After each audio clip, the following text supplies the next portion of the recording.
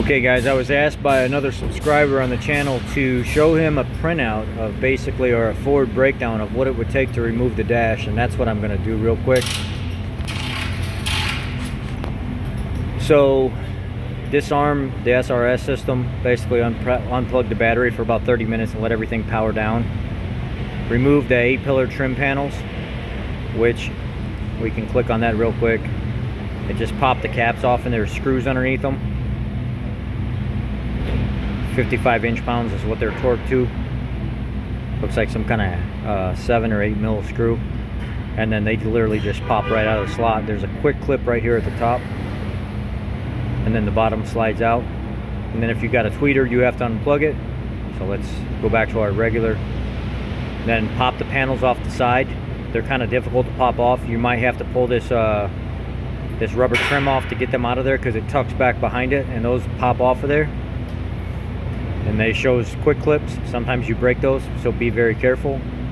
Your seal plate where it says like your forward or plastic trim right here, when you open the door, the center area right where your foot goes, like as you pass the threshold, that's the name. It says forward or platinum or whatever. It's just this plate just unpops, just pops right off. And then it shows you here, position aside the weather strip, release the clips, remove the left hand cowl trim panel. That's this area here in the footwell. Basically, it just pops right out of there. I always thought there was like a bolt or something back here, but it's not showing it on the 2020 model.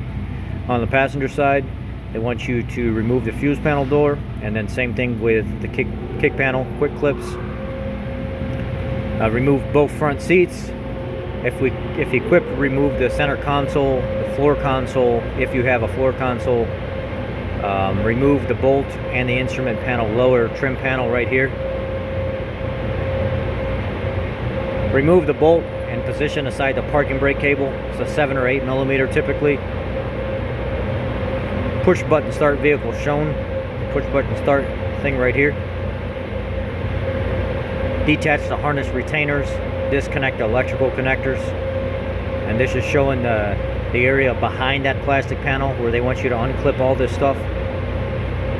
And then pop your panel off, and it shows that there's a metal knee bolster area right behind it where the screws, I think it's like 4 10mm screws, and that comes off. And then this should slide right out of there, honestly, if you want to just take the whole panel off.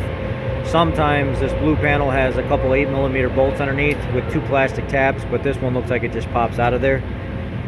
Then once you get the metal panel off and the plastic panel off, they want you to reach up underneath the steering wheel, pull this 7 or 8mm bolt off, and there's it locks in right here, and then it's probably going to lock in on the other side as well, and you'll have to take a little small flat blade screwdriver even after you pull the bolt off, release the lock on this side, and then the small little lock tab on this side, and then you could kind of finagle it out of there. If you had like a pry tool or a flat blade screwdriver, you can get behind this and just pry real easy, and that part pops right off. This is the shifter cable, pops right off that little nub for the shifter. Then disconnect the lower selector lever cable. It's showing right here off on the side, right where your right leg would be. After you remove this, it's saying follow it down some, and there's a plastic piece right here they want you to pop off. And then remove the retainers on the floor. There's 2 black clips that go through, probably on each side. And then when you remove those retainers and peel back the carpet, underneath the carpet there's this plastic vent area right here. And there's a couple retainers that hold it on, plastic ones. If you have a plastic trim tool, you just pop them out of there. On the passenger side, along the transmission tonneau right here, there's a quick clip. And it says, if equipped, release the push pin, cut the zip ties, and remove the harness cover. And then once you get down to the very, very bottom, like after the carpet's peeled back, everything's out of the way, there's a harness they want you to unclip. They want you to unclip here. They want you to unclip here. Looks like disconnect the electrical connectors and release the retainers and position the harness aside. And then release the retainers and remove the insulation panel underneath the passenger area where your HVAC blower box would be. It's a couple just push tabs. And then they want you to release on the side of the fuse box. There's a push tab right here, and you just unconnect that because when you remove the dash, it's going to come with it. And then they want you to remove this box, and then that goes to the fuse box, and then the lower, and then the bottom. So these got to come unconnected, so you can basically just hang this off to the side and remove the glove compartment door, which is easy to do. If you don't know, it's basically a couple slide tabs underneath on the very bottom. If you're looking at the bottom of the glove box, there's a couple slide tabs. You just pop them back to the inside, pop them back to the inside, then you pull that glove box down and you release the little side tabs. There's a couple side tabs here and then here, and it'll slide right out of there. Or this locking, this locking deal right here. This is the actual guide to basically control the speed of the glove box opening. It just literally just pops right out of the side of it. And then fold your glove box down, and then because you have those tabs released, you can go ahead and unlock it from the area where it basically sits. Then once you do that, there's 3 connectors behind it right next to the HVAC box. They want you to unplug those. And then off to the side a little bit, there is a connector here that needs to be undone, and then these 2 little connectors right here next to the HVAC box that need to be undone. There's I think it's a 8 or 10 millimeter screw right here holding this assembly on, and located lower left hand cowl. So now we're going to go back to the driver's side and unhook these 2 connectors.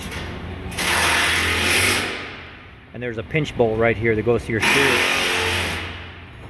Pinch bolt that goes in the steering column. It shows throwing most of this stuff in the garbage because they don't want it reused. But it put a little Loctite in, it's fine to reuse. Up by the windshield, these 2 areas need to be pried off with a plastic pry tool. And that's like literally right up against the glass. You'll see these little cutouts.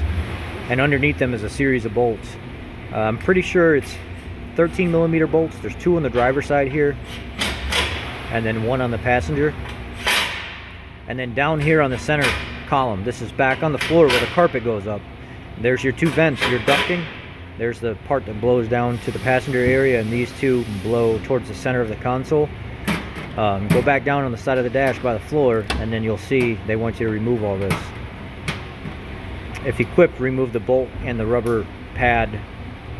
So this shows you right down on the side of that console area as well. And then this is the driver's side.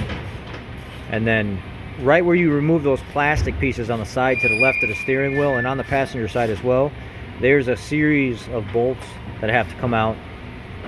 And then on the passenger side, there's 2 bolts that have to come out. And that's back again on those 2 little side panels you opened that had the little curve to them. And then at that point, everything is done. You're ready to literally slide the dash right out of it and take it right out of the side of the vehicle, or lay it to the back and do your work however you want to do it. But that's how you remove the dash. This is again for a subscriber. I appreciate you guys. If you look at my 2020 F250 video of my dash pad removal, it's very similar to it. Thank you. Be blessed.